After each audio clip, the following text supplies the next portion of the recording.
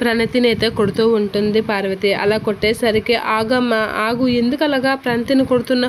అవని వదిన ఏదో చెప్తాను అంటుంది కదా, ఒకసారి అవని వదిన ఏం చెప్తుందో వినండి, వింటే దాన్ని బట్టి మనం ఏం మాట్లాడాలో చూడొచ్చు అని అయితే అంటూ ఉంటాడు కమల్. ఏంట్రా అవని వదిన చెప్పేది, మనం మాట్లాడేది కళ్ళారా కనిపిస్తుందా అని చెప్పేసి అయితే పార్వతి అయితే కోపంతో రగిలిపోతూ అంటూ ఉంటుంది. ఒకసారి చెప్పింది వింతే కదమ్మా ఏం జరిగిందో తెలుస్తుంది అని కమల్ అంటూ ఉంటాడు.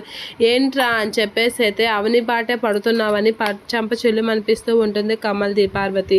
అలా అనిపించేసరికి కమల్ ఒకసారిగా షాక్ అయ్యి వాళ్ళ అమ్మకాసి చూస్తూ ఉంటాడు. వదినా వదినా అని చెప్పేసి ఇంతవరకు తీసుకొచ్చారు, అది ఏం చేసిందో చూసారా? మీ అందరి దగ్గరే మంచిగా ఉంటూ మీ అందరికీ గోతులు తీస్తుంది, అది ఆస్తి రాపించుకోవాలని చూసింది కాకుండా ఇప్పుడు ఇంటి ఆడపిల్ల పరువు తీసింది, ఇంటి ఆడపిల్ల జీవితం నాశనం చేసింది అని చెప్పేసి అయితే అంటూ ఉంటుంది. దానికి మాయ మాటలు చెప్పి తన తమ్ముడితో పెళ్లి చేపించింది. దీన్ని మాటలు మీరు ఎలా నమ్ముతున్నారు?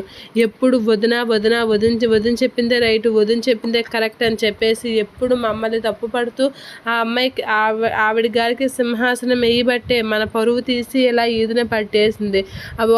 అది అనాథ కాబట్టి నా కూతురు కూడా అనాథనే చేసుకోవాలని చెప్పేసి దానికి జీవితం లేకుండా చేసి ఒక అనామకుడికి ఇచ్చి పెళ్లి చేసింది అని చెప్పేసి అయితే అంటూ ఉంటుంది. ఆ మాటలకి ఆ పల్లవి అయితే హ్యాపీగా ఫీల్ అవుతూ ఉంటుంది. అది కాదమ్మా అని శ్రీకర్ అనేసరికి శ్రీకర్ కూడా వార్నింగ్ ఇస్తూ ఉంటుంది. ఆ మాటలన్నీ విన్న అవని అయితే చూస్తూ ఉండిపోతూ ఉంటుంది.